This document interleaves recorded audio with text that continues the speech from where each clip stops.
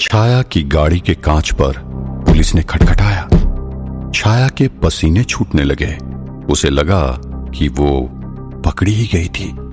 छाया ने अपनी पर्स को अपनी सीट के नीचे छुपा दिया क्योंकि उसके पास के अंदर खून से सना हुआ चाकू था।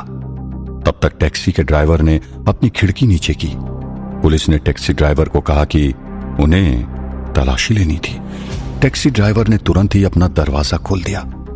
पुलिस ने ड्राइवर की सीट के नीचे डैशबोर्ड पर तलाशी लेना शुरू किया। छाया के दिल की धड़कन एकदम से बढ़ गई थी। तब पुलिस ने पीछे देखा और उसे नन के कपड़ों में छाया दिखी।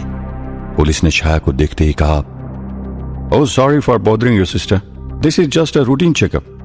Some terrorists roaming freely around the city. But you need not worry. We ensure your safety." यानी कि आपको तकलीफ देने के लिए माफी चाहते हैं सिस्टर। ये आम तलाशी है। कुछ आतंकवादी इस शहर में खुलेआम घूम रहे हैं, पर आप चिंता न करें, हम आपकी सुरक्षा का आश्वासन देते हैं। ये कहते ही पुलिस ने ड्राइवर को गाड़ी में बैठकर जाने के लिए कह दिया। टैक्सी ड्राइवर गाड़ी में बैठ गया और नाकाबंदी को पार करके आगे निकल गया। ड्राइवर ने छाया को हिंदी में कहा, "आप हिंदी अच्छा बोल लेती हैं?" छाया ये सुनकर हैरान रह गई। उसने तुरंत ही पूछा, तुम्हें कैसे पता चला कि मैं हिंदी बोलती हूं?" उस ड्राइवर ने कहा, "वैसे अगर आप नन के कपड़ों में ना होती तो हम जरूर पकड़े जाते।" छाया ने चिढ़ते हुए कहा, "मैंने पूछा कि तुमसे किस तरह पता चला कि मैं हिंदी बोल सकती हूं?" ड्राइवर ने कहा, "मुझे जॉन विलियम्स सर ने भेजा है आपकी खातिरदारी करने।" ये कहकर ड्राइवर ने अपनी बंदूक निकाली और छाया के ऊपर तान दी। छाया एकदम से घबरा गई और घबराकर अपनी पर्स में से चाकू निकालने लगी। लेकिन तब तक ड्राइवर ने कहा, "फिक्र मत करो, मैं तुम्हें नहीं मारने वाला। मैं तुम्हें सिर्फ इतना बताना चाहता हूं कि मुझे इन लोगों ने तुम्हें मारने के लिए नहीं, बस धमकाने के लिए भेजा है। लेकिन तुम हिंदुस्तान की हो, इसलिए मैं तुम्हारी मदद करना चाहता हूं, क्योंकि मुझे तुम भली स्त्री लगती हो। पता नहीं तुम किस तरह गुंडों के चंगुल में फंस गई हो। ये लोग बहुत खतरनाक है। मेरी बात मानो, जितनी जल्दी हो सके इन लोगों से अपना पलड़ा छुड़ा दो। मुझे बताना कि मैं तुम्हारी किस तरह मदद कर सकता हूं। आखिरकार एक हिंदुस्तानी की मदद नहीं करेगा तो और कौन करेगा?"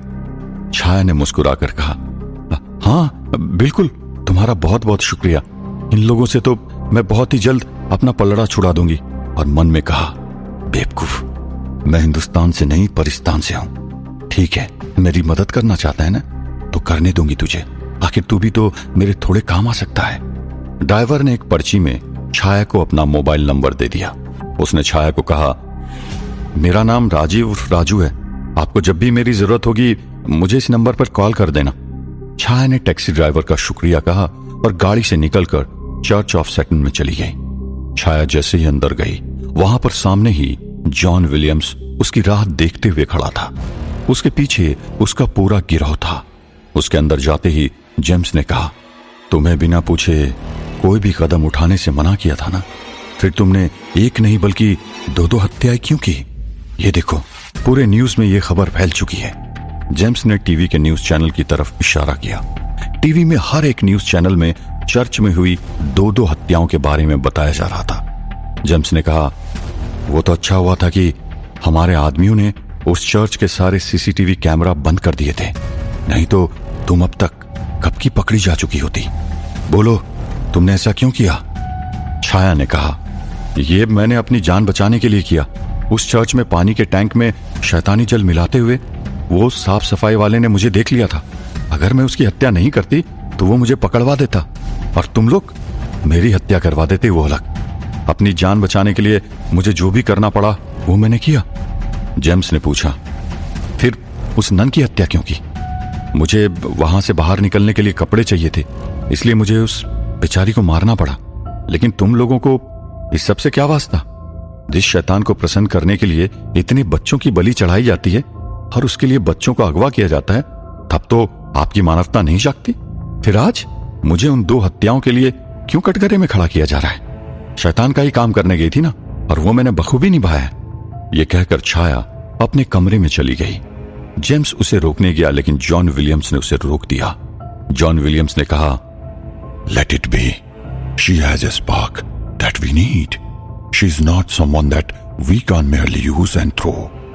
She is a horse of a long race we need her. यानी कि इसके अंदर एक आग है जिसकी हमें जरूरत है। ये कोई ऐसी वैसी औरत नहीं है जिससे हम इस्तेमाल करके फेंक सके। ये लंबी रेस की घोड़ी है, हमें इसकी जरूरत है।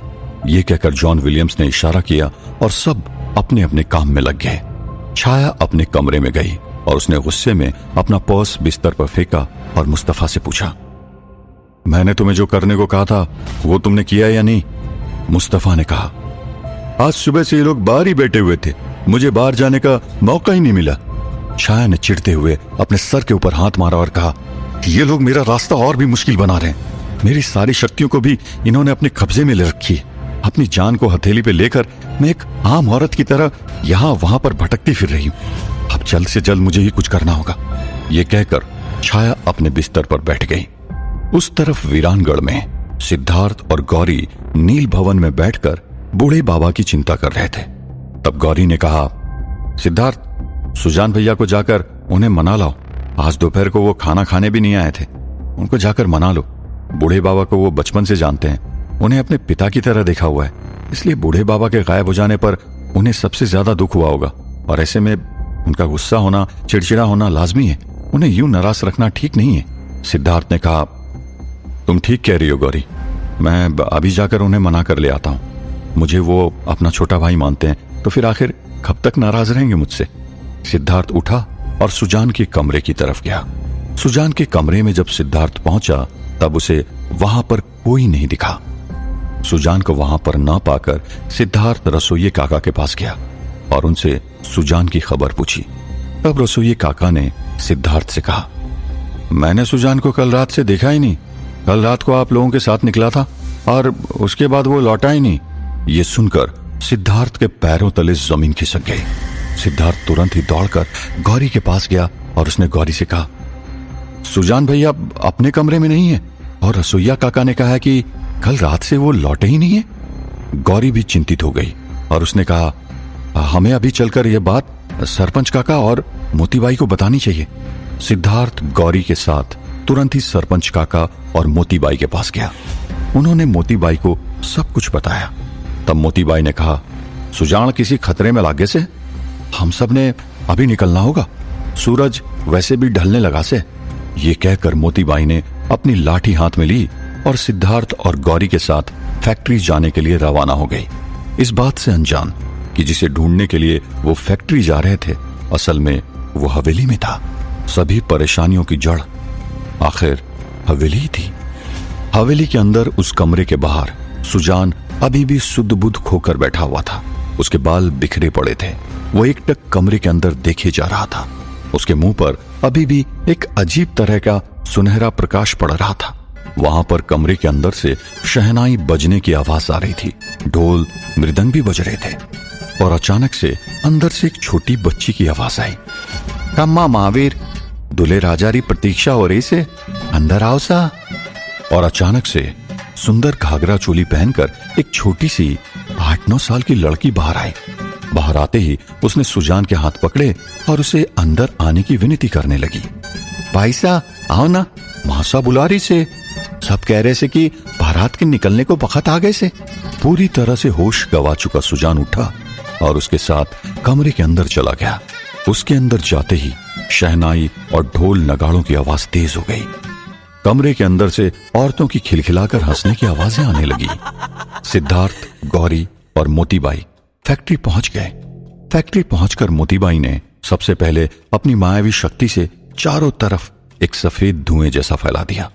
मोतीबाई ने कहा, इस धुएं के कारण कोई भी अदृश्य शक्ति अदृश्य ना रहेगी, सब दिखाई देने लगेंगे। उसके बाद तीनों आगे बढ़े और बूढ़े बाबा और सुजान को पुकारने लगे। काफी देर ढूंढने पर भी उन्हें कुछ भी हासिल नहीं हुआ। तब तक मोहन पीछे से भागते हुए आया और गेट पर खड़े रहकर उसने सिद्धार्थ और मोतीबाई को आवाज लगाई, सिद्धार्थ भैया, दादी साहब। मोहन की आवाज सुनकर सिद्धार्थ, गौरी और मोतीबाई गेट के पास गए। मोतीबाई ने मोहन से पूछा, क्या हुआ छोरे, क्या चिल्लावे से? मोहन ने कहा, फूलमती के पति सूरजमल ने रात के करीबन 3 बजे सुजान भैया को हवेली की तरफ जाते हुए देखा था। सिद्धार्थ, गौरी और मोतीबाई हैरान रह गए। सिद्धार्थ ने कहा कि क्या हवेली की तरफ? लेकिन रात को 3 बजे सुजान भैया को हवेली की तरफ जाने की क्या सूझी? वो अकेले कभी भी हवेली नहीं जाएंगे। जरूर सूरजमल को कोई वहम हुआ होगा, आधी नींद में देखा होगा उसने। मोहन ने कहा, नहीं सिद्धार्थ भैया, सुजान भैया हमारे साथ झगड़ा करके गुस्से में 3 बजे ही फैक्ट्री से निकले थे और सूरजमल को फूलमती के गुजर जाने के बाद नींद नहीं आती है। वो अपने बच्चों की रक्षा करने के लिए कुल्हाड़ी लेकर अपने घर के बाहर ही बैठे रहते हैं। उन्होंने कहा है कि उन्होंने सुजान भैया को आवाज देकर बुलाया था, लेकिन सुजान भैया ने उनकी आवाज को अनसुना कर दिया और हवेली की तरफ चल दिए। सिद्धार्थ ने कहा, अगर वाकई में सुजान भैया हवेली में गए हैं तो ये तो चिंता का विषय है। हमें तुरंत ही वहां पर जाना होगा। सिद्धार्थ, गौरी, मोहन और मोतीबाई हवेली की ओर जाने के लिए निकले। जैसे ही वो हवेली की तरफ पहुंचे, हवेली के अंदर जोर जोर से ढोल नगाड़ों और शहनाइयों की आवाज आने लगी। ये सुनकर सभी चौंक गए। आखिर उस कमरे में चल क्या रहा था? इस बारात की बात हो रही थी। अब कौन सी नई मुसीबत आने वाली थी वीरानगढ़ के नसीब में? जानने के लिए सुनते रहिए वीरानगढ़, ओनली ऑन पॉकेट FM।